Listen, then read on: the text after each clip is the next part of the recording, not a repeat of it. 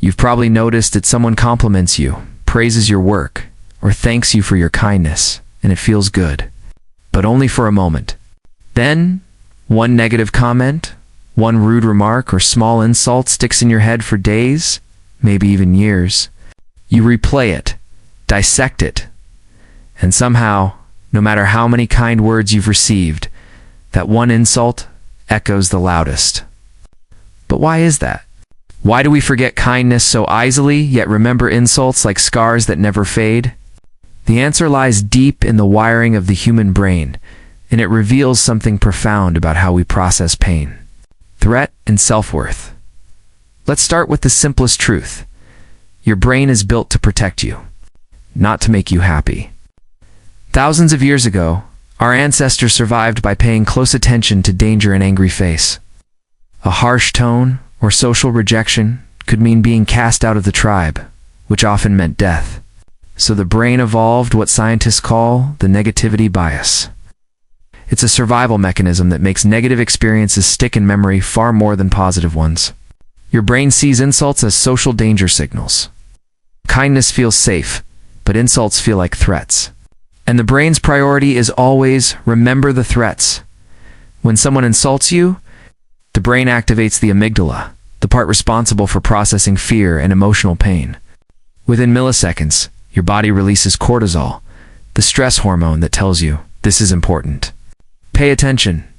That's why a single cutting comment can feel so much heavier than a dozen kind ones. Kindness doesn't trigger survival mode. Insults do. Now here's where it gets. Deeper kindness is often expected, but insults feel unexpected. We tend to take positive behavior as normal, so our brain doesn't store it as vividly. But when someone is unkind, the mind labels it as an anomaly, disruption in the social world, and stores it as a detailed memory. That's why you can remember exactly what someone said in that one humiliating moment years later, but struggle to recall the dozens of times people were kind to you. Psychologists have found that the emotional weight of an insult can be equivalent to a physical wound. The brain processes social pain and physical pain in nearly identical ways. That's why rejection, humiliation, or being criticized can literally hurt. It's not just in your head, it's a full-body response. And because your brain is trying to keep you safe, it replays those moments over and over so that you can learn from them. But here's the irony. Instead of helping, it often traps us in rumination. Kindness, on the other hand, feels warm and soothing, but it doesn't require the same level of vigilance. When someone's kind, your brain releases oxytocin, the bonding hormone. It's gentle, fleeting, and peaceful. But compared to the sharpness of stress hormones, oxytocin fades quickly. Positive moments fade fast because the brain doesn't see them as urgent.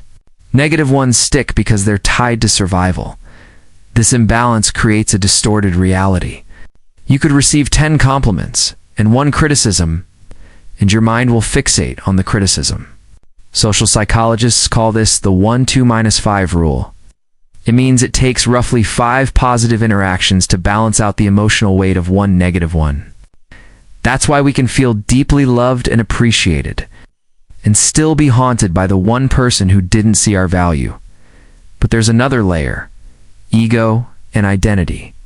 We remember insults so strongly because they challenge how we see ourselves. When someone questions your intelligence, your appearance, or your worth, it's not just an opinion, it feels like an attack on your identity. The brain immediately goes into defense mode, trying to analyze and understand what happened. That's why it replays the insult, because it's trying to protect your sense of self. The kinder moments, though beautiful, don't threaten your identity, so they don't need as much mental processing. What's even more fascinating is that this pattern isn't just emotionalized neurological conditioning. The more you focus on negative experiences, the stronger the neural pathways for negativity become.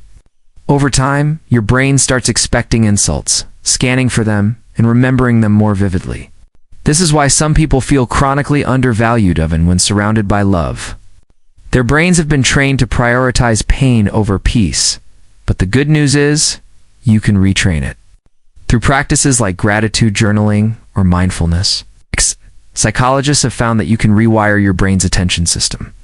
When you consciously notice and reflect on acts of kindness, when you pause to really absorb them, you strengthen your brain's ability to store positive memories.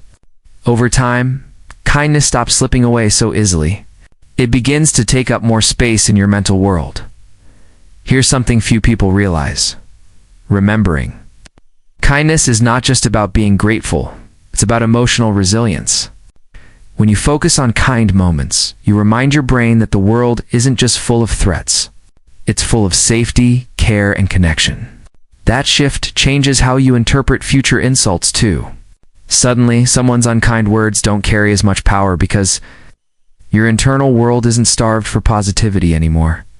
Still, it's okay that insults sting. It means you care.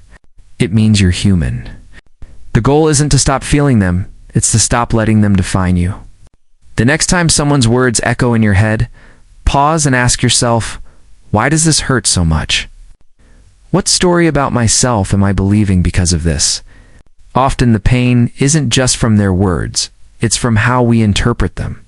Once you separate the insult from your identity, it loses its control over you. The truth is, people will forget your kindness sometimes. They'll take it for granted, overlook it, or even dismiss it.